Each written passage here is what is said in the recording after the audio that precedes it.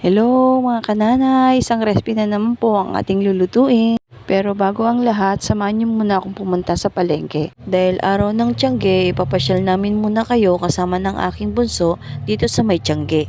Alam niyo ba mga kananay, kainaman lang dito sa aming tinitirahan, malapit ka na sa lahat.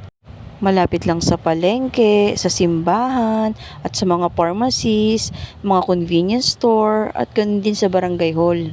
Yung hindi ka na ma-hassle na sumakay ng tricycle kasi kayang-kayang mo namang lakarin. O siya, mabalik na tayo dito sa Tiangge. Marami ka talagang mabibili dito sa Tiangge. Maaga pa na nagpunta kami dito kaya yung iba naghahanda pa lang ng kanilang mga paninda. Andyan yung mga frozen foods, tinapa, walis, kakanin, basahan at marami pang iba.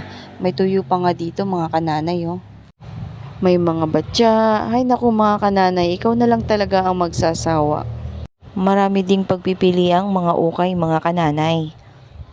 Una kong pinuntahan mga kananay, itong bilihan ng wallet. Sira na kasi yung wallet ko. Wala nang ang laman, sira pa. Joke lang!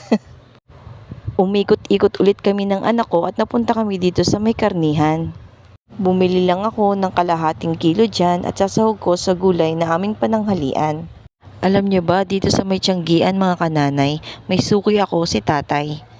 Dito kasi kay tatay, bukod sa magaganda pa yung paninda niya, may discount ka na, minsan dinadagdagan niya pa. O, di ba? Saan ka pa? Nung matapos na kaming mamili mga kananay, agad-agad na rin kaming umuwi. Pagdating sa bahay, agad-agad ko nang hinugasan at tinalupan ang mga gulay na aking ihanda sa pananghalian. Ginisa ko na yung karne at nilagay ko yung kalabasa para mapalambot na. Nilagyan ko na ng mga pampalasa, nilagyan ko na rin ng bagoong alamang. Ewan ko ba, bakit sa aming mga taga-Pangasinan, hindi nawawala ang bagoong isda at alamang. Oh, sinong mga taga-Pangasinan dyan na nakaka-relate? Isang hi naman dyan.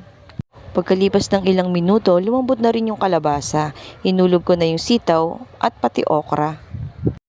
Sayang nga lang, walang talong at ampalaya. Di bale, ang importante, basta ito ay masustansya.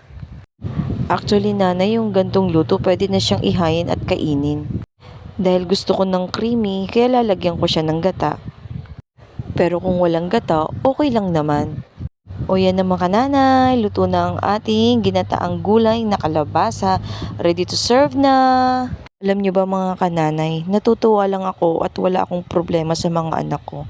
Kasi kahit anong ihain, tsak kung kanilang kakainin. Wala lang mga kananay, na share ko lang. O paano ba yan?